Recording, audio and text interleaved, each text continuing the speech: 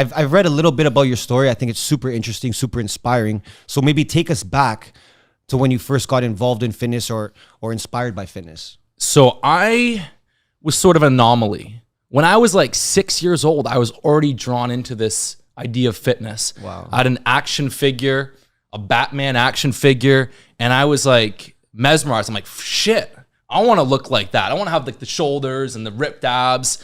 And I asked my father, I was like, hey, can I ever, because when you're 6 years old, you don't understand how the body works. You don't understand like lifting and nutrition. Yeah. And I was like, can I ever look like that? He's like, yeah, I just got to work out and eat right. And I'm like, why doesn't everyone do this? Like, I got to do some push-ups. I'm going to look more jacked. Like, who's not doing it? So to me, the initial thought with fitness was, it's very weird not to take advantage of it. It's very weird not to like work out, eat right, because it has such a massive payoff.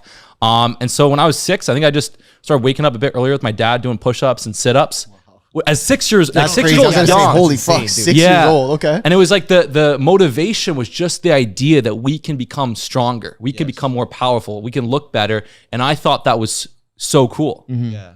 You know what I mean? What was your dad saying at that point? He's like, yes, let's do it. He's like, he was probably pumped. He was pumped for me. Yeah. Like, there's not many other species, you know, if you think about like dogs, they can't go and lift weights. Yeah. They're kind of born the way they are. Their environment dictates it a little bit. But humans, we have so much potential. Yes. You know, our bodies are so wired for adaptation. So we can actually like make such a profound difference. Yes. Wow, I've never even heard someone say that before. No, but it's a fact. It's not like you said, not like fucking dogs are like, hey, let me just run a couple extra miles so I can get a little more fit. Yeah. We're kind of the only ones that know that. I think, wow, to kind of understand that at that age is crazy. And like even at that time, right? I think like, okay, a 6, 7-year-old now can be exposed to more things and see that and be like, oh, I want to be jacked. Like, and now you see on the internet, there's 7-year-olds doing push-ups, doing chin-ups and shit. But at that age, that's very impressive, right? All, I guess you need is a fucking Batman fucking figurine. That's it. get you fired up. Get yourself a Batman figurine out there. So I guess from that age, I mean, you're in school and stuff. Are you playing sports? Hockey was a big part of my life when I was very, very young. When I was a kid, you know, I'd play 4 days a week and I liked hockey. Okay. And then at 12 or 13, as I started to lift weights and train, I just kind of fell in love with working out. And I'd read everything I could. I'd try different workout routines.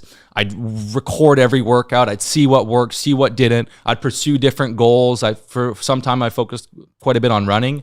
Nice. But I became more drawn to fitness, and I played around with different martial arts. But my love, my passion, my drive was really in training and lifting and all that. Transforming the body. Yeah, So transforming the body. Yeah. Was there a thought for you at any point, like as you're in your teens, like, you know, I'm gonna be a professional hockey player. I'm gonna do this. Like, what, like career wise, like as a kid, what did you think you'd be doing? So at like 15, 16, it kind of dawned on me. I was like, I could. And here's what I believe. I believe life is very, very short. Yeah. Yep. And deep down, if you're being completely honest with yourself, you wanna do what you're meant to do. Yeah. And I could see, like, as 15, 16, you kind of see the path unfold for yourself, your peers, you know, what your society expects of you, parents, so on and so forth. And I was like, man, how cool would it be to, like, for my life to be about fitness, for me to help people transform. And so the seed was planted. Now the obvious path for fitness then was to be a personal trainer. Yeah. And at the time I was like, that would be really, really cool. Train clients, that would be really, really awesome.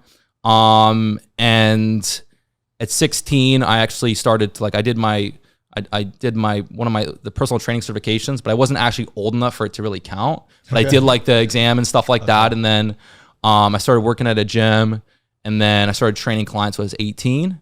And then that was when, like, I was like, after a year of training clients, I was like, you know what? This is cool. Like, I definitely scratched that itch, but I want something way bigger. I want to go further. I want to have a bigger impact. Like, training client after client just felt like, you know, some people love that and great for them, but it just felt a little bit too trivial. Okay. I wanted to wake up every day and feel like I was building my dreams, getting closer to my goals, as opposed to wake up every day to, you know, train some clients. So were you getting, like, I guess from the one-on-one training or whatever you were doing, you're getting some fulfillment from it. You're like, damn, like, these people are changing their habits, they're transforming, but maybe you were like, I want to help more.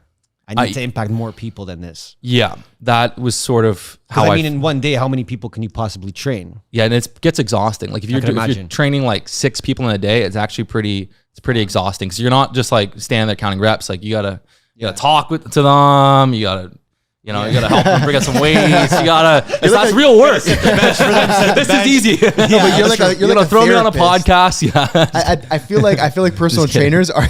It's true though. It's true. I feel like personal trainers are kind of similar to like barbers in the sense of like you're like a fucking therapist half the time. Yeah. You know, people are just like spitting their problems at you, and you're like, okay, let's go. Come on, do your Do the fucking curls, push-ups. do the Let's fucking go. You know, I remember when I was like 18, 19, I was training clients. Like, I remember being so oblivious if a girl was actually into me. I had this one female client, and she kept telling me about, oh, I had this date. She's always telling me about these dates. She's making little comments, and I was like, oh yeah, that's great. Like, yeah, he seems really cool. And everything was just going way over my head. You were just dialed. You were dialed, I was bro. complete dialed, bro. I was like way over. You know. Just way too dialed.